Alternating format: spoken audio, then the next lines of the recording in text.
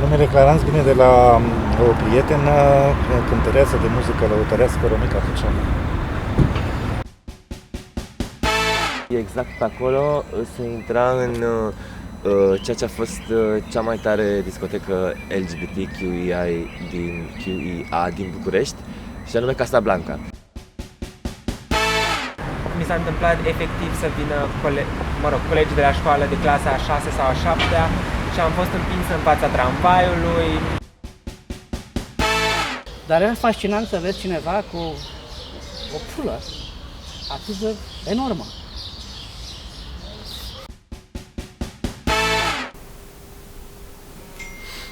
Da.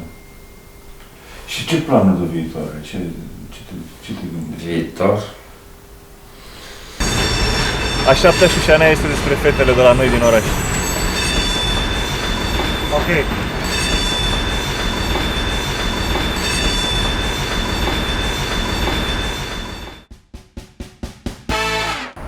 Lui cam plăcea să bea în perioada aia, îi plăcea să meargă pe la bădeci, cârciumi, cum erau, pentru că erau la tot pasul, nu era un bărbat să nu fie plăcut.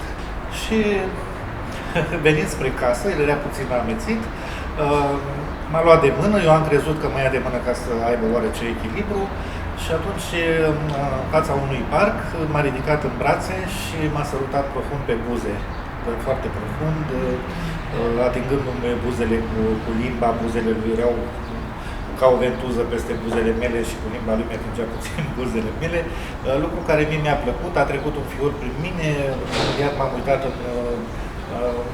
și în ochii lui, dar m-am uitat și în jos, mi-era oarecum rușine, totuși făcea parte din familie, dar mi-a plăcut foarte mult lucrul ăsta.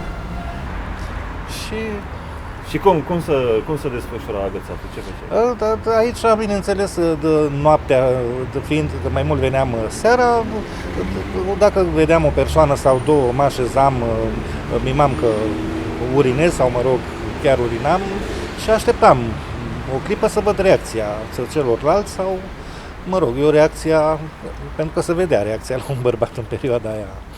Când vrei să agăți într-un WC, atunci se vede reacția chiar normală. Am avut o viață, să zic, foarte frumoasă în perioada aceea. Acum cred că am o viață urâtă, oribilă. Vedeți, nu mai avem locuri, aici nu se mai poate coborî. Nu mi-am ascuns niciodată identitatea nici față de părinți, nici față de prieteni. Vin, mă rog, foarte ușor, mă uit atent. Ok. Și fixezi așa, da, așa fix. Mă uitam fix, întorc capul, așa, după care îmi văd de drum. La câțiva metri, dacă persoana respectivă, întorceam puțin capul și vedeam că vine după mine, atunci îmi dădeam seama că persoana respectivă, într-adevăr, vrea să ne cunoaștem. Sunt o persoană cu experiență foarte mare, știu să-mi aleg partenerul, chiar dacă și acum, la o anumită vârstă, încă mai doresc o aventură sau două, o fac cu mare plăcere, dar mă selectez partenerul și îl studiez foarte bine. Ce anume? Ce fel de lume venea la Minion? Care era atmosfera restaurantului? Venea de lume bună, am întâlnit-o și pe Zoia Ceaușescu acolo. Venea și Bea Nicu Ceaușescu, care stătea foarte aproape aici, în zonă. Bineînțeles, eu atunci tot copil, eram picol, nu eram ospătar, dar ca să am un serviciu și să am un alibi pentru a putea circula pe stradă, pentru că știți că în perioada comunistă era o perioadă foarte grea. La ora 9:30 nu știai de unde apare un milițian și te legitima, neavând servicii, imediat intrai la închisoare pentru 3 luni de zile. Cum se simte Madame Clarence în 2016? E greu de spus în 2016. Eu aș fi vrut să rămânem în timp când Bucureștiul era un oraș frumos, București al parcurilor, al florilor, al oamenilor de bună calitate, al oamenilor frumoși îmbrăcați. În 2016, nu te văd aici că filmezi pe ceara ai spume și pe aici ai venit după pulă. Nu mai ești în Spania. Nu mai, acum am venit. Acum ai venit, vezi că te fute ăștia pe aici. Ce fac? Nu ești pe acolo, vezi că să nu vorbești că filmezi, stai acolo și fumezi. Absolut. Așa, hai. Bun, continuăm? Este îngrozitor. orașul anilor 2016. Era foarte tare, intrai pe ușa asta și coborai, era o scară din asta cu catifea roșie și cu multe oglinzi. Ce mai discotecă din aia de anii 80, așa. Și după aia intra, era biliard, masă de biliard, stăteau fetele la biliard și jucau. Erau niște mese de plastic pe lângă mesele de biliard și după aia era barul care era făcut cumva așa ca o scenă pe rotund și mai venea o chestie aici în față și aici dansau băieți foarte mușchiuloși. Și pe dance floor-ul ăsta se întâmplau show-uri din astea. Era un băiat care lucra la operă, a venit în rochia Lebedei Albe și a dansat Moartea Lebedei Albe. Și după aia erau băieții de la Simplu care s-au lansat aici. Cici Balerina se mai îmbăta și făcea ceva show-uri, se dezbrăca, era tare. Erau și două fete trans foarte frumoase care li se spunea gemenele și că au plecat din țară. În 2009-2010, cam așa, discoteca comunității era aici, se numea Purple. Aici era Queens, cred că 2003, sigur 2004. Aici suntem la fostul club privé, care a fost înainte de asta Quando. Aici era Purple, un club al comunității. Ne aflăm pe calea Victoriei, aici era clubul Alexander, clubul al comunității. Ne aflăm la Queens, calea Monșilor cu Carol, e clubul comunității actual. Ne aflăm acum la Swap, e fostul Queens, în zona Obor. E drăguț, mie îmi place, mă distrez aici. Da, nu era foarte nice așa clubul. Și la un moment dat s-a închis. Da, era tare la Queens aici. Dar nu ne-am distrat niciodată la Alexander. Era tare aici, chiar a fost drăguț. Nu știu, nu m-am prea distrat pe aici. Ok. Gata. În momentul de față sunt o fată trans și sunt foarte mândră de asta. Am ajuns într-un moment în care arătam, nu știu, foarte feminin pentru un băiat și m-au întrebat ce e asta. Și a trebuit să le explic clar colegilor mei de clasă ceea ce înseamnă să fii trans. Eram seara de seară, mă uitam în oglindă și nu eram mulțumită cu imaginea mea, pentru că vedeam că în oglindă mi se reflectă imaginea unui băiat și au început să-mi crească părul facial, puțin câte puțin, și eram ceva gen: fără să dispară, mama, ajută-mă! Am cumpărat o poșetă pentru cea mai bună prietena mea și am purtat-o toată ziua. Și mama seara mi-a zis: știi, acum poți să dai jos, adică gata, gluma, nu știu ce. Și am spus că nu e o glumă, e pe bune. Și atunci am început să plâng eu, pentru că sunt foarte sensibilă. Și am spus că eu nu sunt un băiat, eu sunt o fată și e normal să port geante, e normal să-mi fac unghiile sau să mă machez. Și a început să plângă și ea, a fost un moment foarte penibil.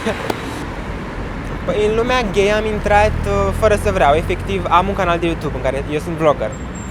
Așa, și am cunoscut, am avut ocazia să întâlnesc foarte mulți băieți gay și am auzit de cluburi gay în București, am auzit de site-uri. Din păcate am probleme din cauza colegilor, dar nu de clasă, de școală, pentru că oricând ies pe hol sunt discriminată, sunt împinsă, batjocorită, înjurată, e în ultimul hal. Situația e gravă și, din păcate, nu se poate face nimic. Adică aș vrea să dau la un ATC la actorie în continuare, că la asta fac. Problema este că am fost la un workshop acolo și doamna profesoară de acolo mi-a spus că nu am șanse să intru, deoarece sunt între băiat și fată. În momentul respectiv chiar eram între băiat și fată. Aici l-am întâlnit pe viitorul meu protector, pe Bidon. Bidon, pe la 17 ani, a devenit un foarte cunoscut bișnițar. Bișnițarii erau la mare căutare. Bișnițarii aveau țigări, ciungă, blugi, fa și pornografie. Cu el am învățat să fac și să mă masturbez. Asta am făcut un parc. Ne-am cocoțat în pom, am găsit o cracă mai groasă, ne-am poticnit pe ea, ne-am făcut de treabă și după ce ne-am dat drumul, am văzut cum cade jos, am râs ca proștii în căruță când îți văd cur. A fost frumos. Așa, ce e aici? Buda cea mai accesibilă din Cismigiu. Intrarea este acolo, strada este acolo, dacă venea miliția, o luai frumos la goană, nu te mai prindea. Dar mai era și partea groaznică, partea care pe toți ne speria. Până anii 70 era un scelerat, un criminal în serie, care înjunghia prostituații masculini, care erau pe aici. Și se vorbea, nu l-am văzut niciodată, n-a apărut nimic în ziar despre el. Probabil că miliția și partidul nu credea că este foarte rău că ăla omoară homosexuali. Și a lăsat-o așa și ne-a ținut și pe noi cumva în ignoranță. Toată lumea știa la cântar, era un cântar vechi, cam până anii 30, costa 25 de bani și toată lumea o știa. Ieșeam la pescuit, așa ziceam. Stăteam pe băncile astea, pescuitul se făcea ziua.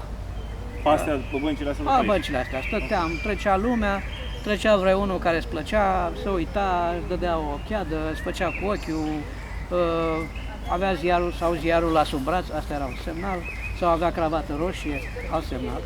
Undeva pe acolo era, așa se numea pe atunci, grădina Berlin.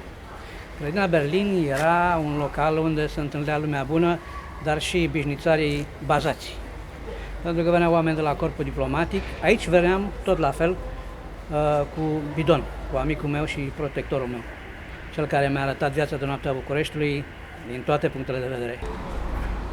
Băieții care se ocupau cu prostituția internațională, deci ăia care lucrau cu corpul diplomatic, care lucrau cu străinii, cu macaronarii, care erau italieni și broscarii, care erau francezii, dacă făceau treabă, toată chestia era aranjată oricum între bișnițari și fetele de la recepție, de la Hotelul Continental, și îți dădea o cameră pentru o jumătate de oră, nu mai mult, ca să nu te pună în registru ca client. Îți făceai treaba și acolo se făceau pertractările. Fie sex, fie cumpărai marfă, se cumpărau blugi, se cumpărau cosmetice, se cumpăra țigări, se cumpăra gumă de mestecat. Eram cunoscuți ca fiind crețari, poponari, vestitul bulangiu, ciochiști, muiști, studenți a apărut într-o perioadă, n-am înțeles niciodată de ce, cam astea erau. Astea erau frumoase. Plus iepe. Iepele erau aia pasivi. Caprele. Un futai, ca să vorbim mai pe bune, așa, un futai obișnuit, îi ziceam ciocăneală, clei, număr, cordeală. Astea erau cuvintele noastre.